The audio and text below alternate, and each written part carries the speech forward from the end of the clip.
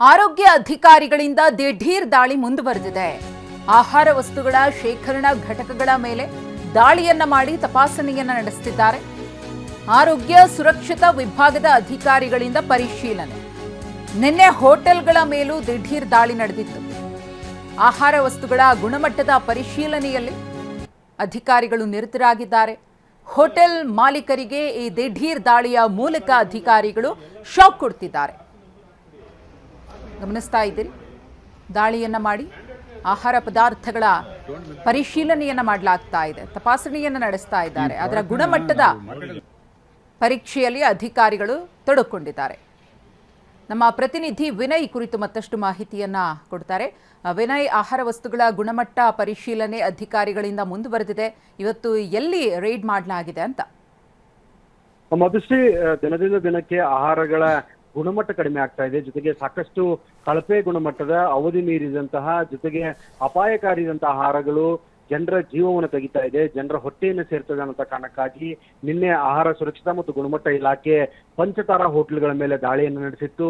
ಸಾಕಷ್ಟು ಆಹಾರ ಪದಾರ್ಥಗಳನ್ನ ಸ್ವಚ್ಛತೆ ಇಲ್ಲದಿರೋದ್ರ ಬಗ್ಗೆ, ಜೊತೆಗೆ ಸಾಕಷ್ಟು ಅವಧಿ ಮೀರಿದ ಹಾಲಾಗಿರ್ಬೋದು, ಮಾಂಸ ಆಗಿರ್ಬೋದು, ಎಲ್ಲಾ ಪದಾರ್ಥಗಳನ್ನು ಕೂಡ ತಪಾಸಣೆಗೊಳಪಡಿಸಿ ಸಾಕಷ್ಟು ಪ್ರಮಾಣದಲ್ಲಿ ಸ್ಯಾಂಪಲ್ಸ್ ಗಳನ್ನ ಕಲೆಕ್ಟ್ ಮಾಡಿ ಯಾವ ಕಿಚನ್ಗಳಲ್ಲಿ ಸ್ವಚ್ಛತೆ ಇಲ್ಲ ಅನ್ನೋಂತಹ ಹೋಟ್ಲ್ಗಳಿಗೆ ನೋಟಿಸ್ ಕೂಡ ಕೊಟ್ಟಿತ್ತು. ಇವತ್ತು ಎರಡನೇ ದಿನದ ಭಾಗವಾಗಿ ವೇರ್ ಹೌಸ್ಗಳು, ಫುಡ್ ಸಪ್ಲೈ ಚೈನ್ ಮಾರ್ಕೆಟಿಂಗ್ ಅಂತ ಏನ್ ಹೇಳ್ತಾರೆ, ದೊಡ್ಡ ಪ್ರಮಾಣದಲ್ಲಿ ಇಡೀ ಬೆಂಗಳೂರಿನ ಬಹುತೇಕ ಭಾಗಗಳಿಗೆ ಸಪ್ಲೈ ಆಗುವಂತಹ ಈ ಪ್ಯಾಕ್ಡ್ ಫುಡ್ ಏನಿದೆಯಲ್ಲ, ಇದನ್ನ ಸಪ್ಲೈ ಮಾಡುವಂತಹ ವೇರ್ ಹೌಸ್ಗಳ ಮೇಲೆ ದಾಳಿಯನ್ನ ಮಾಡಿದೆ.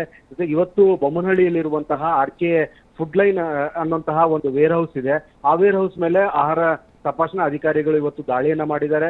ಸಾಕಷ್ಟು ವಸ್ತುಗಳ ಎಕ್ಸ್ಪೈರಿ ಡೇಟ್ ಏನಿದೆ, ಜೊತೆಗೆ ಯಾವ ರೀತಿಯಾಗಿ ಸ್ವಚ್ಛತೆಯನ್ನು ಮೇಂಟೈನ್ ಮಾಡಿದ್ದಾರೆ ಮತ್ತು ಪ್ಯಾಕ್ಡ್ ಫುಡ್ ಎಷ್ಟು ಇಲ್ಲಿ ಇವರು ಸುರಕ್ಷಿತವಾಗಿ ಕಾಪಾಡ್ಕೊಂಡಿದ್ದಾರೆ, ಇದರಲ್ಲಿ ಯಾವ್ಯಾವೆಲ್ಲ ಅಂಶಗಳ ಉಲ್ಲಂಘನೆ ಆಗಿದೆ, ಏನೇನೆಲ್ಲ ಕ್ರಮಗಳನ್ನ ಇವರು ಉಲ್ಲಂಘನೆ ಮಾಡಿ ಆಹಾರವನ್ನ ಸೇಲ್ ಮಾಡ್ತಾ ಇದ್ದಾರೆ, ಎಲ್ಲಾ ವಿಚಾರಗಳಿಗೆ ಸಂಬಂಧಪಟ್ಟಂತೆ, ಜೊತೆಗೆ ಆಹಾರ ಇಲಾಖೆಯ ಮಾನದಂಡಗಳಾಗಿರ್ಬೋದು, ಗುಣಮಟ್ಟದ ಸ್ಟ್ಯಾಂಡರ್ಡಿಟಿಯನ್ನ ಯಾವ ರೀತಿಯಾಗಿ ಪಾಲನೆ ಮಾಡ್ತಾ ಇದ್ದಾರೆ ಅನ್ನೋ ವಿಚಾರಗಳಿಗೆ ಸಂಬಂಧಪಟ್ಟ ಹಾಗೆ ಅಧಿಕಾರಿಗಳು 10 ಜನರ ಅಧಿಕಾರಿಗಳು, ಆಹಾರ ತಪಾಸಣಾ ಅಧಿಕಾರಿಗಳ, ಆಹಾರ ಇಲಾಖೆ ಅಧಿಕಾರಿಗಳ ನೇತೃತ್ವದಲ್ಲಿ ದಾಳಿ ಕೂಡ ಮಾಡಲಾಗಿದೆ.